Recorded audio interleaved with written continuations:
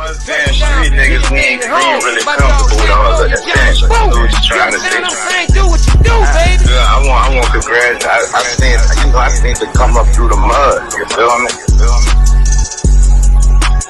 Real Yeah, I'm saying, like I said, I used to be top. I'm one of the ones. When that nigga said he had a phone, his whole joke, and I'm looking at the screen like preach, cause I was on the phone with him. You feel me? So you know what I'm saying? It's Pete Done at the General to Nola Podcast. You keep your body clean, huh? Yeah, we got a very special uptown legend. You understand me? In case they've been under a rock, brother, let them know who you is. Man, you already know, man. It's Reginelli from the Platinum Selling Rap Group. The Gambino finally formed up No Limit Records. You know, I'm in the building kicking it with my dog Peanut at the General. You already know. Now you want to shout your people out, Reggie? You won't get straight into it. Man, first I want to say, free C Murder, of course. Free my brother Legati. You know what I'm saying? R.I.P. the Soul Slam, R.I.P. the Pheno. He was one of the members of the Gambino family. Died in a car wreck. So, and shout out to the 500 block, man, my hood, uptown, downtown New Orleans. Sir, yes, sir. The whole world. How long you been doing this rap shit? I've been doing this since I would have to say about I was about 11, 12 years old. I started writing. 11 or 12. So that's a real young age to start writing. Like, what influenced you at such a young age to say, all right, I won't do this and I won't do this for the rest of my life? Well, at one point of time, in my life, I was running when I jumped off the porch. I was running with Gangster Uptown. That's who had, when I was ready to start hustling, that's who I had went to. That's who had put me on my feet. So by him being connected to Baby and everything, I just used to be playing around writing like little full lines, running it to him. And he was like, man, that shit sound, you like that sound, I'm at to holler that bird, man, playing. But he really did try to hook that up, but I wasn't really serious with it at that time. I really got serious with it when I found out Pete had the No Limit thing, which is my cousin. Well, I knew for sure I had a chance to really, to really do something with it. Facts. So what made you just click and be like, all right, after the Cash Money situation, I'm about to take this serious? Did you feel like you missed the opportunity or you just wasn't ready for the professional level yet? I felt like I really didn't feel like I missed the opportunity. I used to think about it like, damn, I could have been, with business, but and then I really ain't know how that was gonna be with me being big with Bib and them, and then P my blood cousin. You know what I'm saying? So it kind of worked out, in a way. But I think P had his first concert. He came down here. He had with the body kind when he performed at the Riverboat Hallelujah. Mm-hmm. We all had went because my brother was with P first. P came got my brother first, my oldest brother Legati. And he was on a lot of shit, the Body soundtrack, and he was moving around with P at the time when I was still in New Orleans though, but he was with P traveling and shit. And I used to be running, raps to my brother when he come in town. He was like, man, I holler at P. He said we're gonna make that happen. So, I really was writing. And until one day, he had a dude who was with, I don't know if you remember on the Body soundtrack on that Why They Wanna See Me Dead song. It was my brother and another dude Sleep. Mm-hmm. For some kind of way they had fell out or whatever. So my brother wound up being by himself. So that really made him be like, well, Pete, look, I need my little brother Malachi and Pheno, to come so we can, finish working on the album, and that's how that had went like that. But I always was into music. Like I used to sit on the porch when I was young, like about 8, 9 years old, bumping UNLV, Soulja Slim, just all kind of different music, mostly local though at that time. Thanks, thanks. What was the first song you wrote when you was officially signed? The first song I wrote was I think Childhood Years, our singles song. I think that was the first song that I had wrote that my brother, cause my brother was like the overseer, like he came up with most of the songs. We just mainly had to write verses to 'em, Right, different right. songs. Uh, so that's all we really had to really write was like a verse or two verses, no more than two verses, cause it was like four of us in a group. Thanks, thanks. All And right, so so coming up around a lot of prominent artists in New Orleans, were those the ones that made you start rapping, or you started rapping on your own? um, I would say artists like I would say like for sure Soulja Slim. You know, I was a big Soulja Slim fan when I was young. I used to bump a lot of UNLV. I used to bump Partners in Crime. You know what I'm saying? When they was back and forth, it was UNLV and shit. But I always knew I really thought I was gonna be like a football player or something. All right, Cause so I used to rapping, like to play football. Huh? rapping wasn't the plan, sports was. Right. Sports was the plan, but I always had rapping too as a second. Like just in case I don't play sports, I know I was, rapping. I could really do this, like really. So you came up uptown when uptown was really uptown. Take us Yeah, back to your childhood, coming up, what you know what I'm saying, the trials and tribulations you experienced. How was it coming up in such a violent area? man, it was for me. I just learned how to maneuver, how to move. I mean, I learned how to observe real good. I mean, I could tell when a situation from a long distance. I could tell. I could watch two people arguing and tell what's about to go down when they finish, or if they, Right. I'm real observative, and I just was like, man, I done survived a lot of shit. I mean, I did a lot of choices, a lot of shit, dealing with the streets. So I wouldn't even just rapping this shit. I was really like living this shit because I was a Soulja Slim fan. So I saw what Soulja Slim was really living, what he was talking about. Right. So I felt like, I had to rap. If I'm a rap, I gotta be really living like this. So I had jumped off the porch like, I remember a time when I ain't know nothing about selling rocks. You know what I'm saying? But I was like, I know you could make a lot of money. So um, I knew this dude from around my way. Well, he dead now, so I could say that God bless the dead. But dude named Pinky, but he used to be serving a lot of people, around my way. So I had went to him. I had like $50. I gave him my $50. Told him he cut my shit up for me maybe like 4 to 5 times, and he sold it to me like that. Cut me 10. He gave me 10 dimes for $50. So he flipped you up. Yeah, he flipped me up. He flipped Right. my money. So, Right. but I watched him every time I went, to get something from him. I watched how he was, doing it. And I was like, after that, like the fifth time I went to him, I told him I'm gonna do it myself. Right. And I just started, hustling. But I was working too because I didn't want my mama to know I was hustling. So I was working at this little restaurant called Medina's. I was a busboy. Yeah.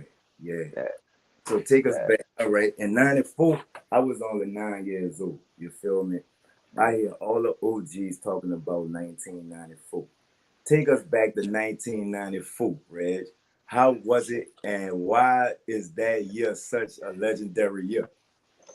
'Cause in '94, I think like the crime rate was sky high. Niggas was getting kidnapped.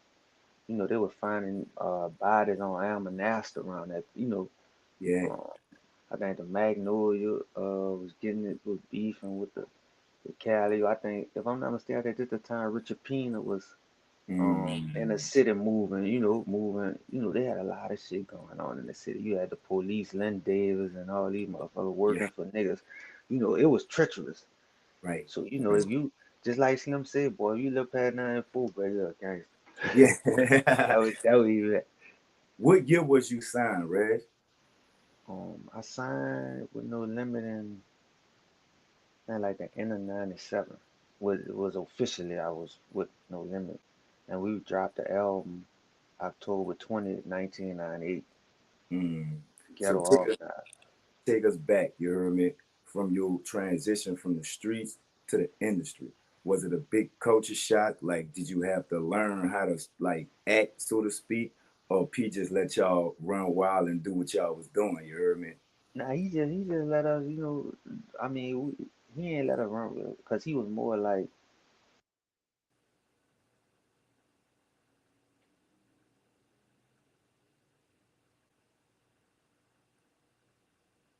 Your mic, your mic. he had me and Malachi Right. going to this little private school called Gables in Baton Rouge. Mm-hmm. He was really on us, like, boy, he wasn't really on us, like, to the point where, you had to speak a certain way, or, you know what I'm saying? And, uh, bro, it was just a hell of a experience because it seemed like everything had just happened so fast. Like, it was, like, just, it happened fast. It seemed Right. like it happened fast. Thanks. You know what I'm Take us to saying? the first time you heard yourself on the radio, and the first time you saw yourself on TV. All right. Yeah, the first time I heard myself on the radio was, I ain't never forget this day because I was messing with this little chick. Matter of fact, I was over there by our house, and we was I think they was playing cards or something. You know what I'm saying? Whatever. They had a little get together, and they had the radio playing, and I just heard the how Rod Wayne had a commercial where he's saying, yeah, we have a new Gambino family got organized Yeah. next door. Right. So, one of her people was like, "That's you right there. They talking about you." And then they wind up playing our single childhood years. They played it on radio.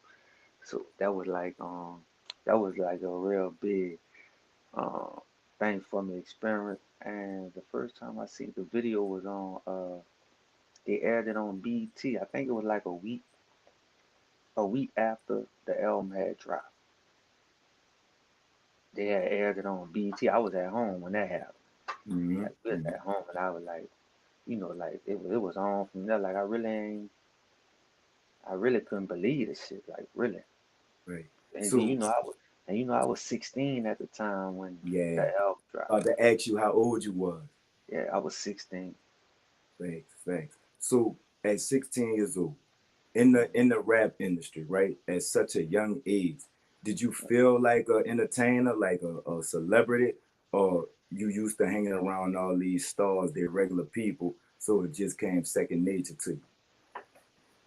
It kind of came, uh, natural to me. Like some places we'll go. People used to, run up like, yeah, you with the Gambino family, you was, this, and then a lot of times I used to be with C all the time, really. So everywhere most likely you seen C, you seen me, Malachi, Skanu from Prime Suspects, by Yeah, like that. And all the legends. C used to get that all the time. We got it sometimes, like people see us with, but C, anywhere he got out, they were like, see murder, see murder, you know what I'm saying? So, but it was kind of like normal, as far as like that. It really ain't really sunk in to me like like some of the people like big names like Mystical, P or Silk, one of them. All right, how did for a 16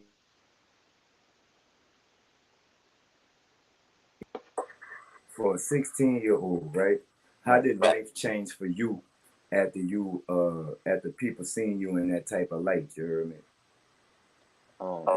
It changed a lot because I had to we had moved out of New Orleans to Baton Rouge.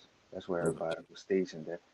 And man, I was living like an adult while I was underage.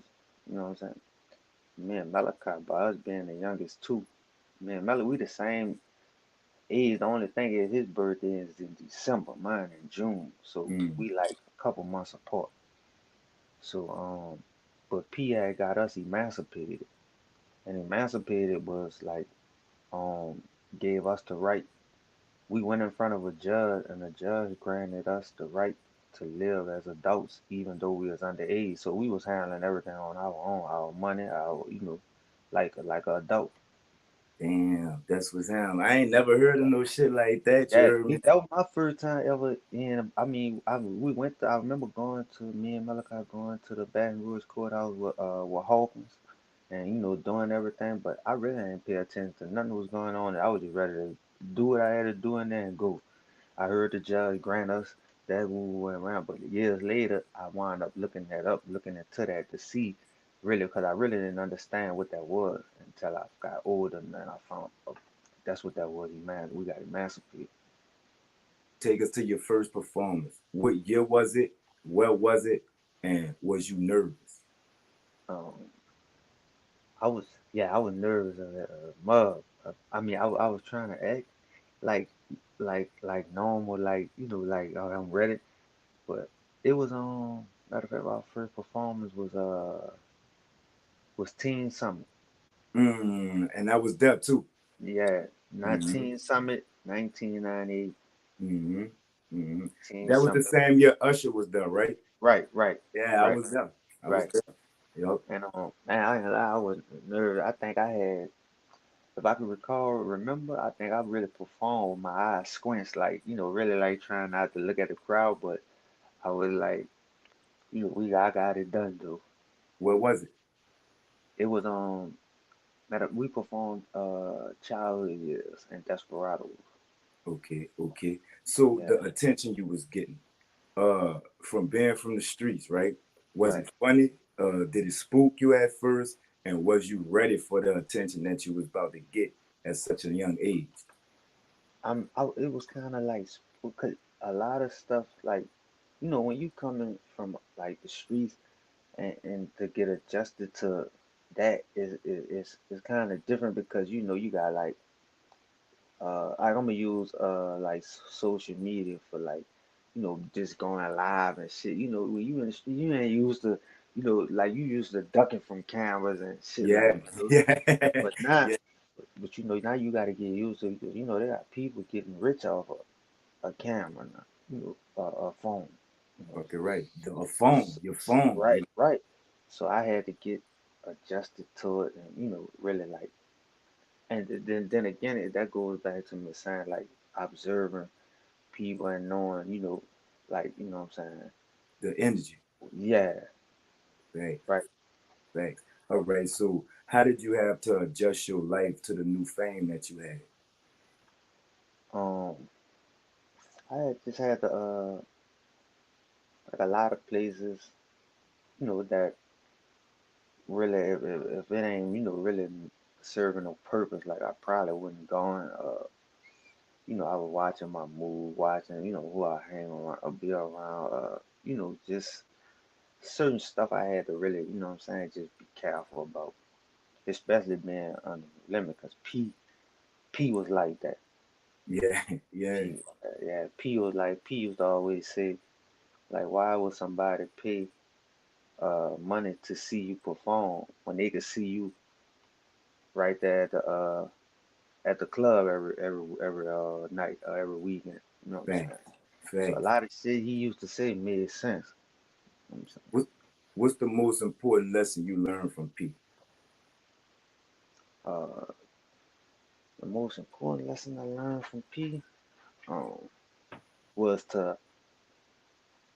um to stay to stay focused and to always remember you get out what you put in. He used to always say that a lot. You get out what you put in. While y'all out partying, I'm at work trying to Mm. get out there. While y'all at the strip club, I'm in the studio. And, Yeah, and that's why when I came home from doing the 9 years I've done, I got right back at the music like I never did a day and dropped buku songs. Like I think last year I put out new music every 2 weeks for the whole year. Facts. Yeah, I was on the bitches. I used to share 'em. Yeah, I used to share yeah, 'em. yeah, yeah. At what point did the fame set in and you got used to being original? Uh, like uh, maybe I would have to say like 99, between 99 and 2000, like right up to before C had went to jail and got caught up with When that you shit. caught your nine? I caught nine and I was wanted in '07. I think I took the nine in '08 because I fought the Tim murder. I was on a Tim murder, aggravated kidnapping, and aggravated battery by shooting. Facts. And the person was coming to court on me, so it really that kind of forced me to carve out to the nine because they wasn't going no lower than nine. Yeah. But they was gonna drop the aggravated kidnapping on me. So I took the 9 years in '08, and I came home. I did 85% of 9 years and came home in 14. Facts. Facts. Take us Mm. through the when you first signed for them 9 years. What was on your mind? And was you still with No Limit? No, I wasn't with no limit at the time. I was Mm. still like I was still doing music like with cause I think we had working on like the Jungle Click album and all this. I was Mm. really like getting my making my independent mark as my with my own label and shit going. But I was just on the nine. I really when they came at my lawyer with the nine, cause I had Jason Williams on that time. Yeah. So I just knew I was gonna. But and I remember Jason said, I got in court and he said, man, I'm about gambling. And he said, but you know, the only thing he was worrying about is this person. They Come to putting him court. on the stand, and he's saying that I shot. He like, Whoop but the whoop. nine times out of ten, yeah, the jury gonna automatically just from him getting up to, So I was like, I thought about it. I'm like, damn. So he was like, oh. I told him give me 30 days to think about it. So I'm like, I'm counting. I'm in a cell. I'm like, nah, yeah, but that's gonna be, that's gonna mess my whole music career up. Like I ain't Yeah. gonna be able to, you know. I'm not thinking about it. I'm like, damn, I'm gonna be there like this age and this. I'm like, and then I was like, as time went on, I was like, well, I still got time because I was real young. And so when I do get out, I'm gonna be in my prime. So that means I'm gonna just have to get on it. Like hit the ground like I'm about to hit the ground running like I ain't never did a day in order to catch up. Facts. And that's what I had did. How was it being around the likes of Master P, C Murder, Soldier Slim, Mystical, Mac, the whole Limit Camp, right? Did you look at them as celebrities, so to speak, or were they regular people to you? I would say both. I looked at them like because being around them, they didn't really.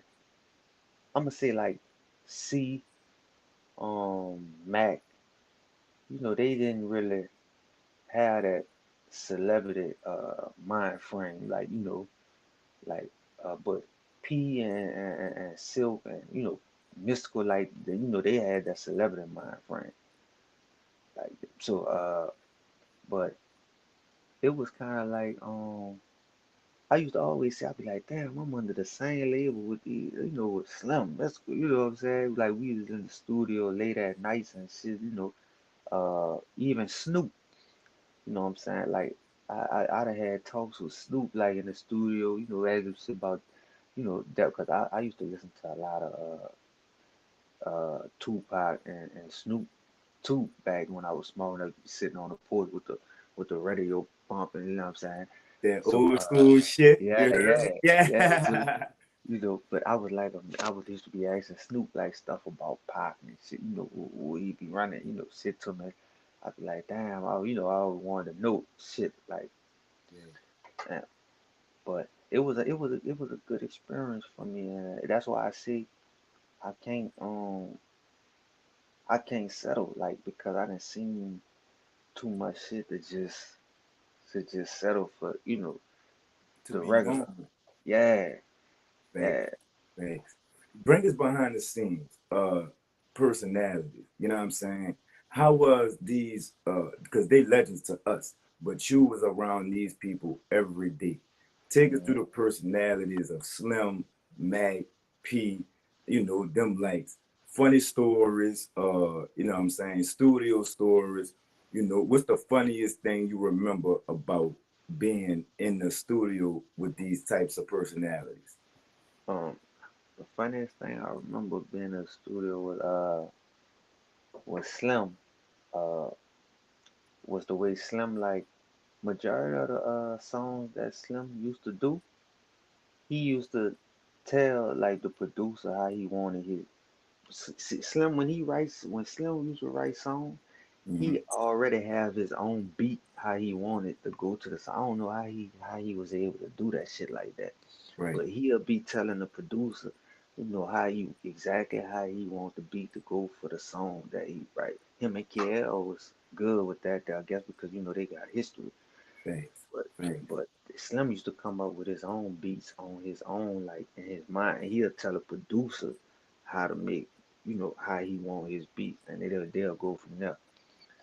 Um, P P, I used to trip out on P over there. I used to like to see P when he get ready to record. P be jumping in the booth, Yeah, spitting just like so you be on yeah, stage. yeah, like he be. I used to Yeah, always say P. And one day P always gonna start his song off "I Live a Life of a," yeah, you gonna say, you gonna be yeah, jumping. Yeah. yeah. Mac was like Mac was serious about his craft. Like he was always Mac was. I barely seen Mac write like majority of the stuff Mac used to record. He used to come straight off the dome with it, but he'll run it like he wrote it.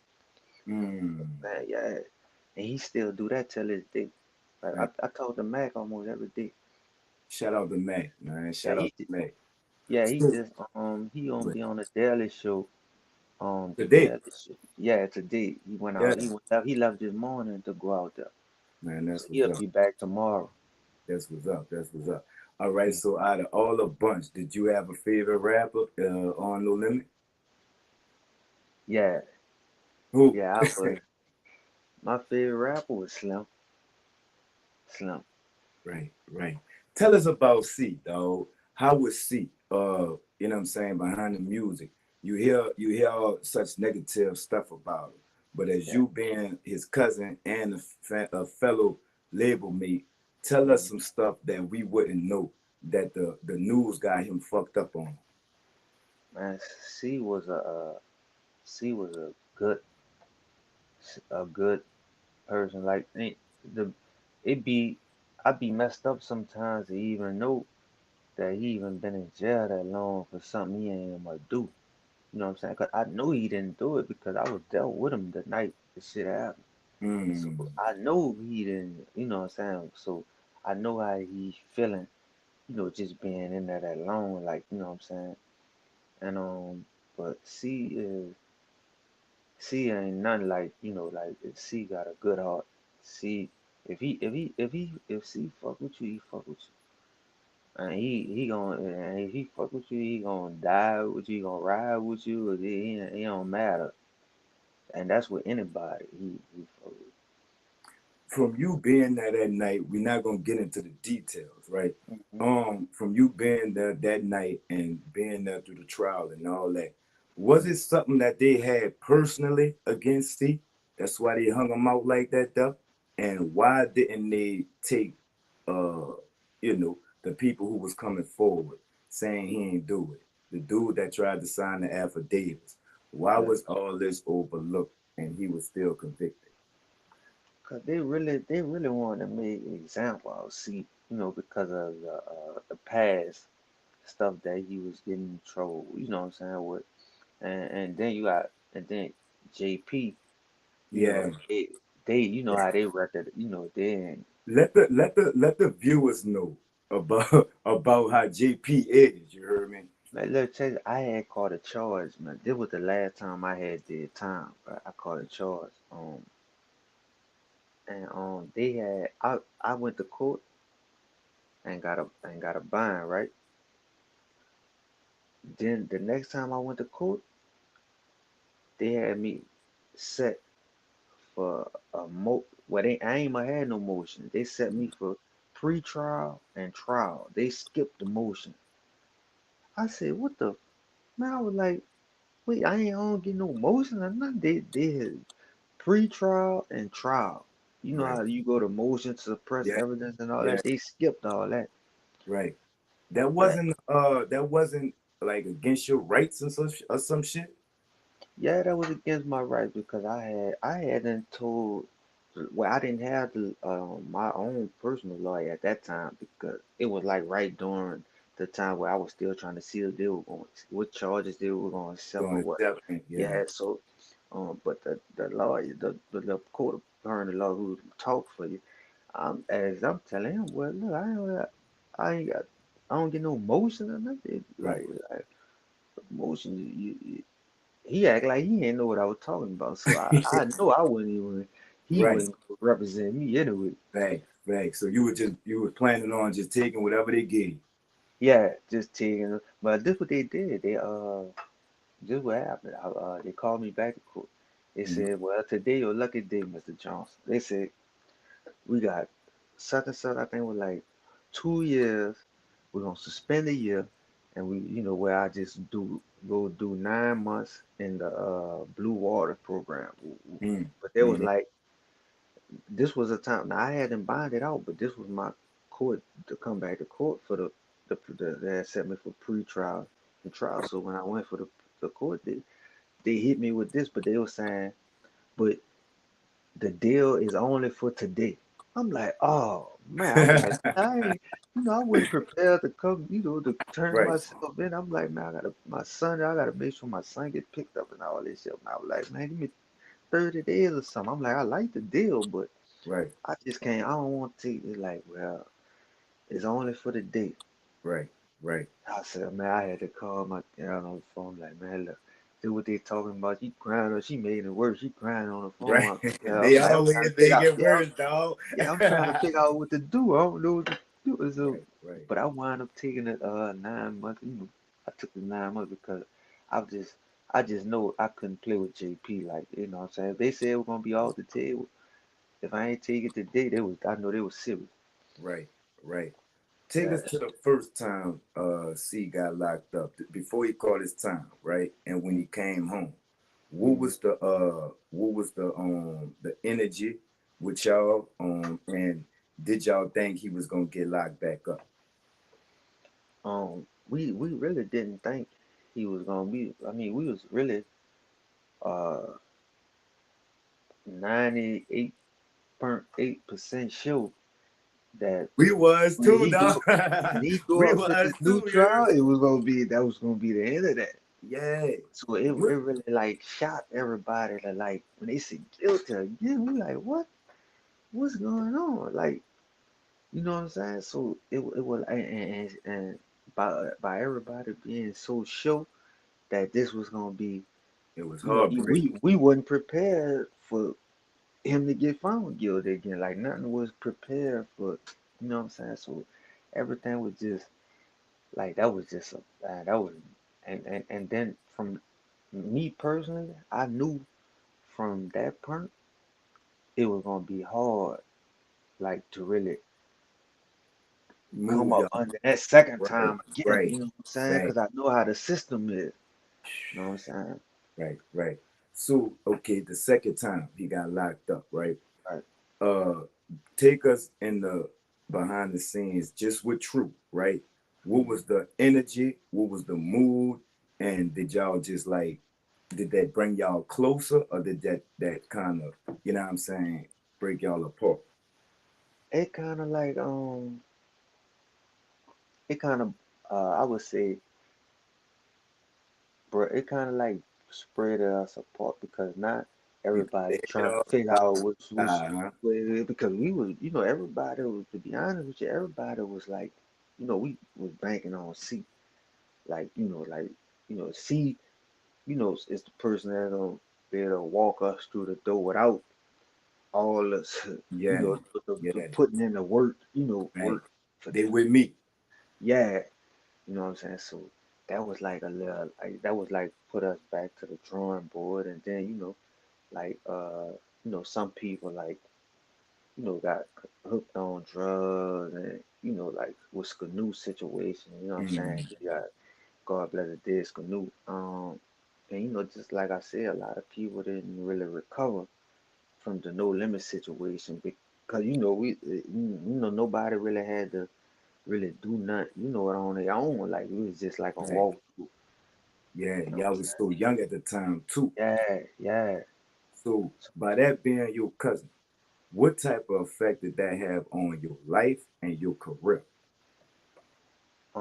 It had a big effect on my life because um that's when I had like for like maybe like 2 years I set out like just trying to figure shit out because I really didn't want to go back to the streets, but it was like shit was getting tighter and tighter and tighter and tighter to I'm talking about like with bills with I really just didn't have it, but it was hard to go from like being under this big ass record company to back in the block on the block, hustle, trying to get it.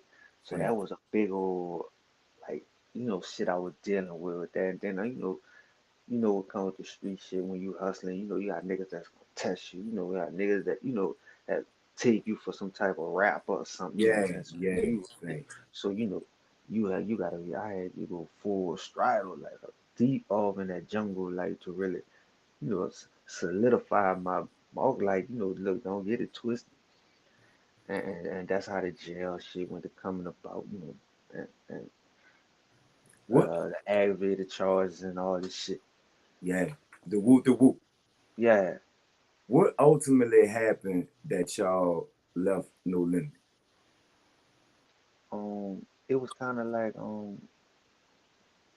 C C had liked it on how Pac had Tupac and Outlaws. So C wanted to do something like similar to that. And that's how the Young Guns came about with me and Malachi. That was Mm. gonna be our next album. That was gonna be our follow-up album after the Gambino family. My brother Gotti was gonna do his solo thing. Fino was gonna do his solo thing, and me and Malachi was gonna do our Young Guns thing. And that we was going and C wanted us to come under True with him. You know what I'm Mm. saying? And he had hollered at Pete about it and everything, and Pete was like, cool with it. You know what I'm saying? Well, C had came told us, he pulled up by the house. I was like, man, I just hollered at Pete. You know what I'm saying? He like, man, look, y'all under True now. It's already understood with P. You know what I'm saying? Which we was hanging with C already every day anyway. Right.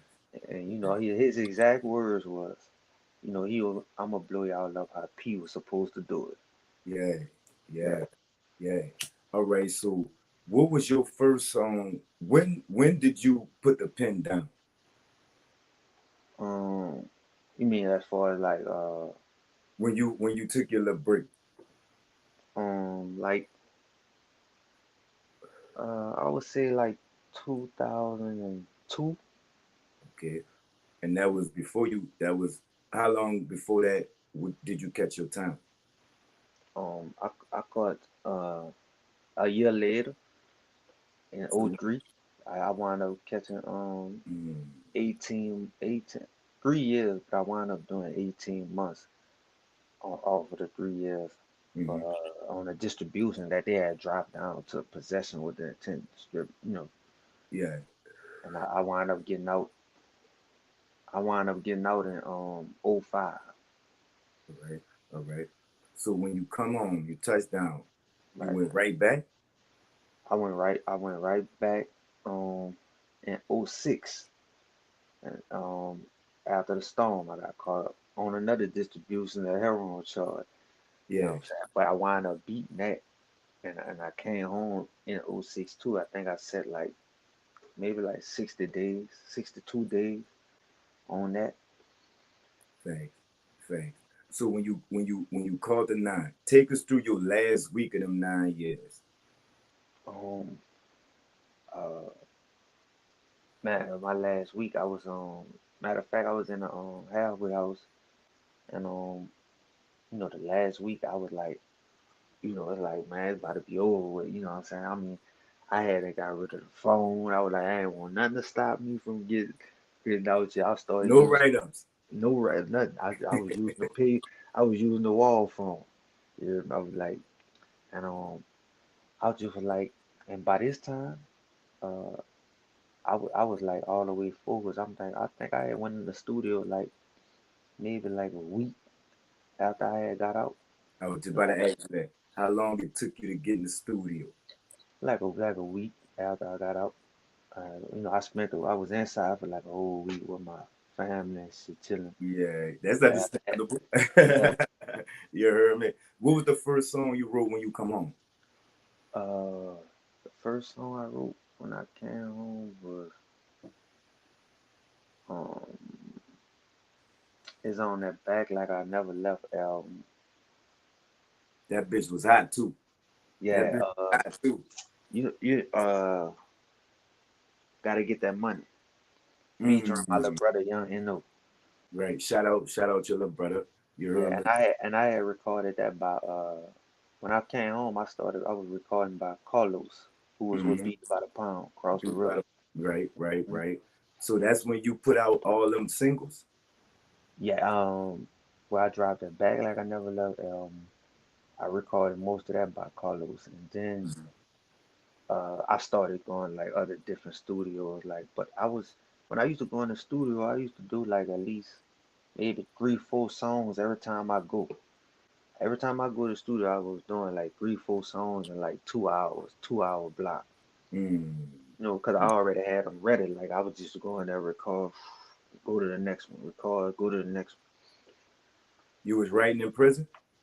Yeah, I had wrote a lot of stuff in prison, and plus a lot of stuff that I wrote in jail. I didn't even really use too much of it when I came home because it was kind of like I was going off of the like what I was hearing out here, like so I had to I had to stay up to date with what people was listening to. You know what I'm saying? A lot of my shit felt like Oh, jail raps. right, Yeah, right. That's the gap, the shit niggas won't hit them.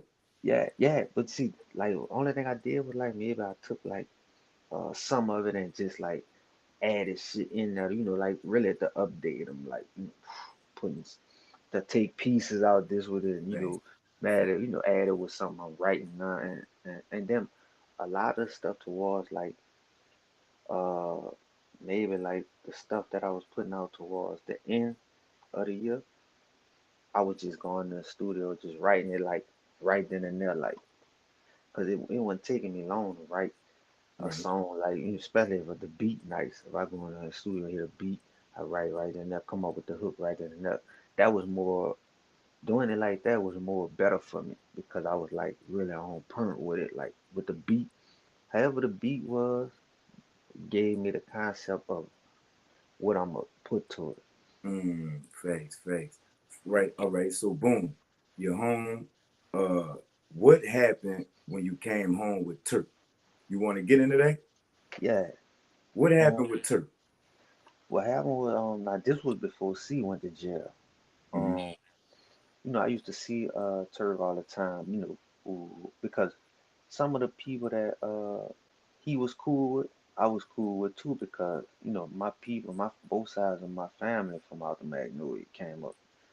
So so he, we knew each other. We was cool like that. And he used to see me all the time, and around this time, he was really like really on that getting loaded like bad, like what I'm saying. Mm-hmm. And I don't really think Baby was really like even giving him no money or nothing like that. This was before his jokes. Yeah, that was before he went to Tennessee. Okay. Yeah, this was like Well, C went to jail in 2001. This was like 2000, because C sent me to go get him. So, but after I had him ran into him a couple of times, and he was telling me, he wanted to give him no limit for who I am. So he was telling me to holler at C, because he knew I used to always be with C. And I had hollered at C once, and C had told me like to go get him because he was working on that CP3.com. He was about to finish it up. He was Okay. like, I'm gonna put him on there. So when I hit him up, he said I had to come get him because his car was on a flat. So I'm like, all right, where you at? He's like, he was in the east. So he That sent me the motherfucking keys, huh? he sent me the he sent me the address. I went and picked him up. So when I picked him up, it was me, him, and one of my partners, who's still my partner to this day.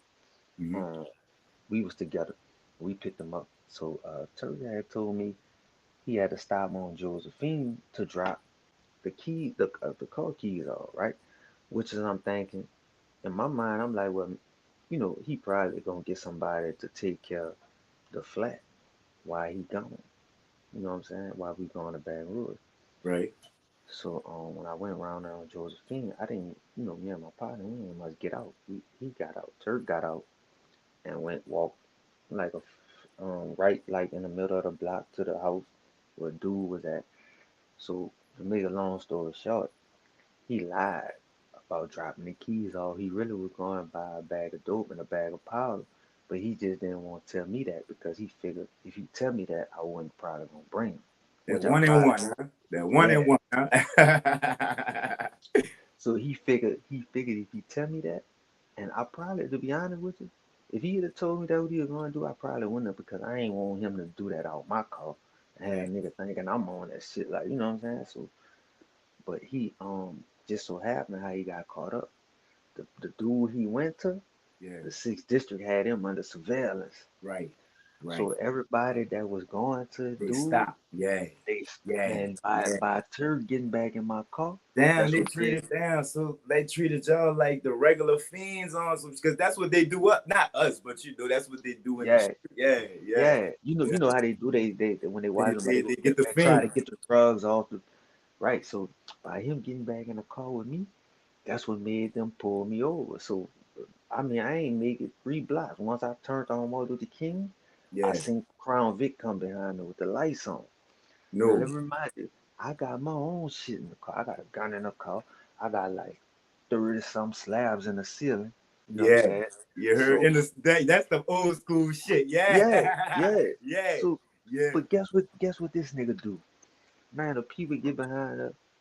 This nigga raised his hand up to try to hide the needle in the ceiling. Why they look? Why the lights on? They had Why the to light? put the light. No. They was on it. They was on. So I'm like, but when he raised his hand up, my partner seen him. My partner like, no, Turkey. My partner knew I had this shit up. He like, no. He like, man. He was like, but so I just know them people gonna go in that ceiling, even though he took it down. They still seen his hand go up. Right. You know what I'm Right. saying? So they went right in the ceiling, got that. They found my gun, everything. So they took us to the, 6th District Police Station. So we in there. Ooh. Now let me tell you, Turk was nowhere with us. They had him separate from us. No. They had me and my partner together. So then they come with another dude. This dude here just happened to be going to the same person. And just so happened they seen him leave, but he went parked on Solomon Boulevard, I guess, to get ready to do his thing. And the Right. police knocked on the window and snatched him out the car, brought him to the city with us. Did they know Now, who y'all was? no, they ain't know who he was. Okay. Okay. So after they brought him, they went back to get the dude who him and Turk went hollered at, Okay. which is the dude T.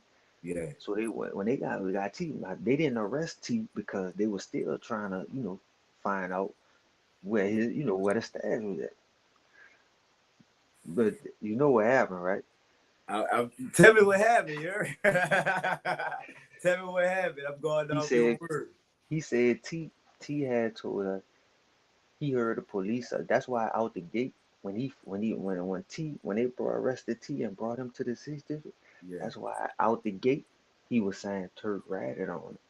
But me, I'm thinking like in my mind, I'm like, well, maybe dude just, you know how niggas be when they get buzzed. You know, they go off of the last person who, Yeah, you know, who got they, it. they go to throwing the Right, blame. right, trying to figure it out. So I'm thinking he just on speculation, shit like that. But then I didn't even know him at the time. Like I ain't no dude. You know, we got cool from us being on the charge some kind of way together. So when he came in the sisters just saying that, you know, I'm like, I ain't paying no mind. I'm like, dude, probably just, you know. But Angry. after a while, after we got cool, he was like, man, you thought I was playing? When I said that nigga ratted on me, he said, man, I heard the police saw it and come over the radio and say, Tab Virgil said, look in the wall. No. And he said when they said that over the radio, he said one of the police had hit his hand across the wall till a piece fell off. He said when the piece fell off, that's where the stash spot was at. That's how Mm. they got his shit. They got like coke, dope. They got a chop out the wall, all kind of shit. But and then that's why they had to put us all together, like we Right. was together, in order for a statement to stick. Because they ain't have no five niggas in the car with me. They only had me, Turk, and my partner. So That's how the fuck? where they So got the how the five fuck? niggas from. So how the fuck we get on the charge with two more niggas who wasn't in the car with us? You feel me? I don't know, But man. but I they don't know. had to put us together like we was together in order for Turk's statement to The stick. statement to stick. Stick, yeah. Because you can't give up no information on somebody where you ain't much around with them. You ain't much on the charge with them. You Facts. know what I'm saying? Facts. Facts. Yeah. So it wasn't no paperwork to corroborate this, though. It was just word of mouth. No, it was T got the paperwork. Matter of fact, he He took he it to got trial. yeah, we went to try. See, the deal was that the thing was, see, Turk thought they were gonna just let him go right then and there, but they couldn't just let him go right then and there because it was too much stuff involved in the case. You can't just say, all right, And he he told already a convicted felon. right, Yeah. right. Yeah. So they still arrest. So that's why when he came on there, uh, matter of fact, but the interview he did on Report Card Radio when he was like, yeah, when a man asked him how he felt about Young Buck eating Cash Money, he was like, I don't know, man. I was going through something at the time. I was riding in the car. The nigga had crack in the car. The nigga had gun in the car. All this talking about he's still mad with me till this day. Nigga, I should have been the one mad Right. Right. because I Right. would have never even been around Josephine if you would have never said you had to stop to go drop the keys off. Like, just Right. keep it real. You know what Right. I'm saying? I understand you trying to get you some views or you trying to, come up off the little social media name, but you gotta keep it real because when I come with the facts, when you trying to play on my name, like, you know what I'm saying? And Facts. that's how that happened because I was really like I really felt some type of way because I was really trying to help you. I ain't have no reason to holler at C or to tell C nothing you was saying. C was gonna do that on the strength of me. You know what I'm saying? So, but P that's blamed why you. P he blamed blamed you. who P. Turk. P. No, P. I don't know. I think I don't know. C had bonded me and my partner out. Yeah. That's how me and my partner bonded out. Cause when I called C and told him what happened, he was like, "What?" I'm like, Right. "Yeah, man." I'm like, "Man, this nigga talking about you had to stop him do it." So C and I think, from looking at what Turk was saying, and he was like, "Yeah, man, cause nigga bonded out, left us."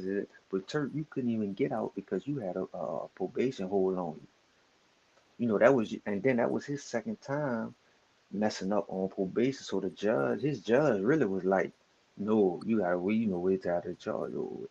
But Facts. then again, if it was the other way around with me, I wouldn't be mad with you when it's my fault for me even wanting to go around Josephine. That's my thing. Mm. Mm. How So you mad? How he you kind mad of with? set you up on some shit. Yeah, I feel like, what I'm saying? Like, what made you even like try to say you mad with me when you the one had to join Josephine? Because I was coming to pick you up and go straight back to Baton Rouge. Right. Right. You know what I'm Okay. saying? So you came down from BR. You wasn't in the city. No, I wasn't in the city. I came down to pick him up. Okay. Yeah, Okay. that's how we got jammed up because he said he had to stop on Josephine. You know what I'm saying? But I wouldn't have never even been around Josephine if you would If it never had wasn't to for him. stop. Yeah. So how you mad with me? I should be the one mad. Who went public with the situation first? Turk. I didn't even know he did the interview. You know how I found out? A fan sent it to me. They DM me on Instagram. They like, you heard what Turk said about you in an interview? And I'm like, no. I'm like, send it to me because I don't really be paying attention to nothing. We be doing like. And they sent it to me. They told me, I swear on my children, they told me the exact uh minutes to the way he started talking about it at. A They fan. sent me a fan. They They sent me the link. motherfucking message, dog. They They sent me the. motherfucking message, dog. No, I swear to God, right too. They sent me the link and they said he started talking about you right here at 1 point something. Right. Like that. Right. No. Damn, man. Yep, and he made it known. He made it known he was talking to me. He said, "Yeah, man, I'm still mad with this nigga till this day. He was with No Limit with the Gambino family." Yeah. So you had to come tell your side. Right. Thanks. So from going through all that, right? Mm-hmm. What's the most important lesson you learned from entertainment, and what's the most important lesson you learned from the streets? The most important lesson I learned from entertainment is you can't really help everybody. Like, you know what I'm saying? Like, and that's a situation like I always look at it like it was the other way around. I wouldn't have never, no matter how bad. And then I gotta realize too, like I think back on that situation, like with Turk, like he was really like strung out on dope, like and I know dope fiends, they don't be want to go to jail and deal with that sickness, Yeah. that pain, like they'll Yeah. tell Go wiggly in that hospital. right. So he ain't want to go through, you know what I'm saying? So he thought he was gonna be able, you know what I'm saying? But don't try to play on me, you and me up like I was a bitch ass nigga, like I just let you, you go to jail on because if it was me, if I'd have been in the car with him and I told him I had to stop somewhere to get something and I lied, I'm really going to buy that and we get jammed up, I'ma just take my lick because it's my fault because this wouldn't even happen if I would have never had to go around here. That's what I was just saying. You know what I'm saying? Facts. But that's true though. That's all facts though. That ain't no opinion. That ain't no fucking no rumor. That's facts. If it wasn't for him telling you that woo, y'all never would have went round there. And I would have had to and me, I would have just, my thing, I just gotta ride it no matter if I'd have had to sit 5 years on that shit. It was my fault. You know what I'm saying? Because I choose to stop and then I lied to I said I would because if we would never got jammed up, that's what I would have thought he done. Right. You know what I'm saying? Right. And if he would have told you, you had whatever I'm talking about, you already had it, right? Right. Y'all never would have had to go up that anyway, right? That's a fucked up situation, right. dog. And then I was like that, and then I was like, damn, bro, I would really like because I used to see him. I remember a couple of times I was coming out escape from shooting dice. And he out there, me and my partners, we'll stop at the wing shack and he'll be out there. A couple of times I ran into him out there. He trying to scramble up money to get a chicken plate. I done brought him chicken. Like I ain't really want to see him like that. So that's why I wanted to help, try to help him out and see what's gonna let him do a featuring song and put a few dollars in his pocket. And I was like, damn, they try to play on me like that. Dog. So what's the most important lesson you learned from the streets? I learned from the streets.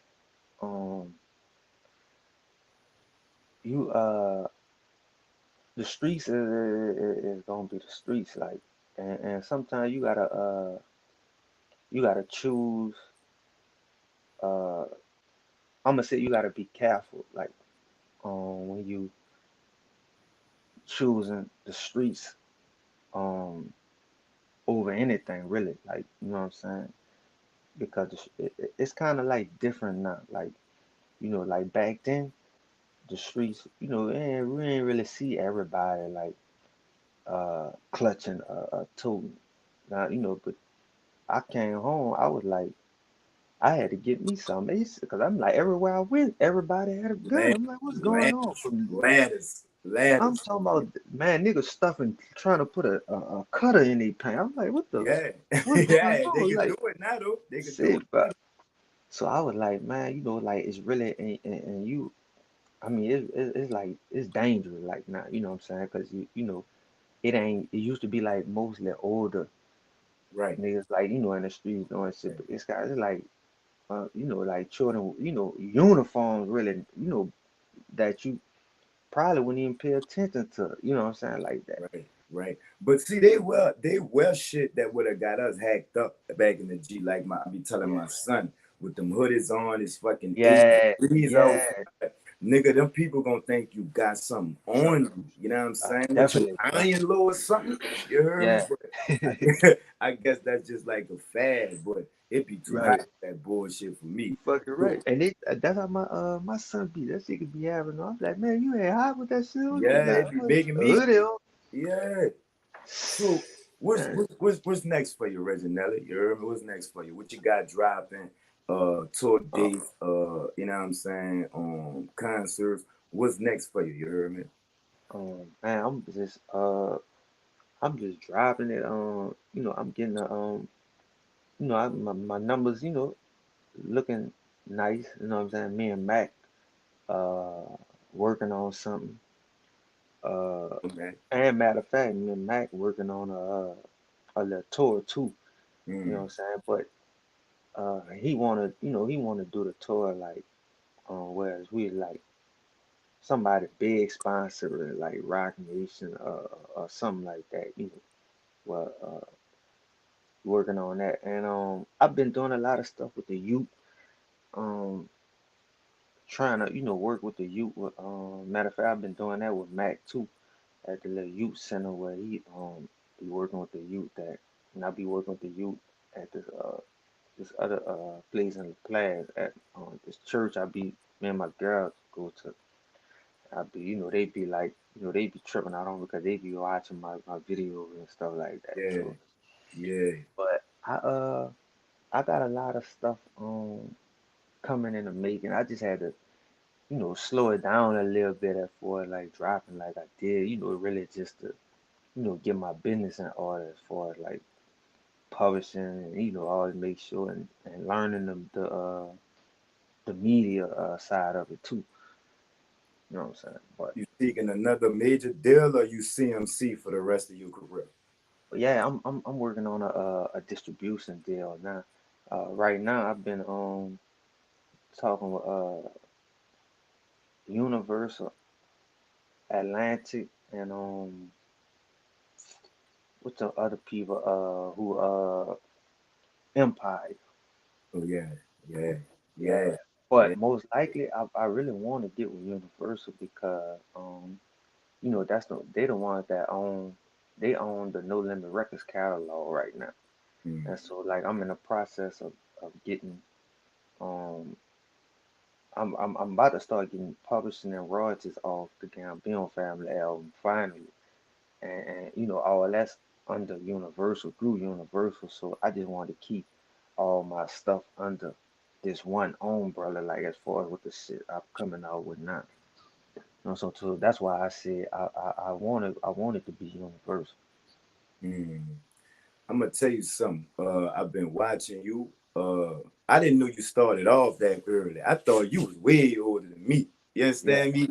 You yeah, you a legend in my eyes. You a living legend.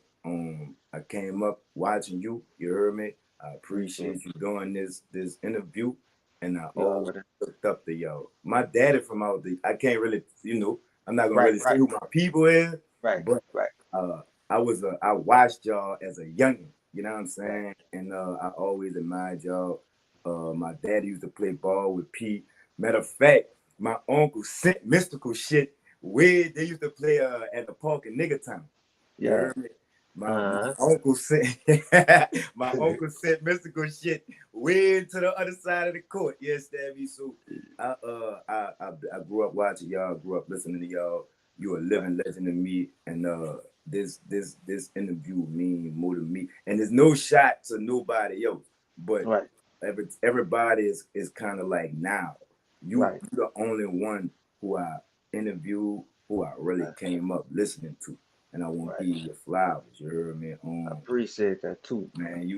you're a living legend. You heard me? And you wouldn't believe, like, I'm really benefiting off the no limit situation now than I did when I was, maybe because, and just like I was watching an interview that Lil Soul Slim had did, and I could tell, like, whoever he around, or who they giving him the game, because some of the stuff he was saying, like, I know that's where, as far as, like, nowadays you gotta have, you it's best to build your catalog.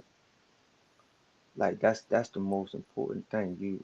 Artists need to focus on building their catalog up, and because the major labels, they really not looking for no, they really not too much looking for people that they gotta really build a buzz up. They really rather you have your buzz already built, where they More ain't really gotta do models too and much. shit like that, right? Yeah.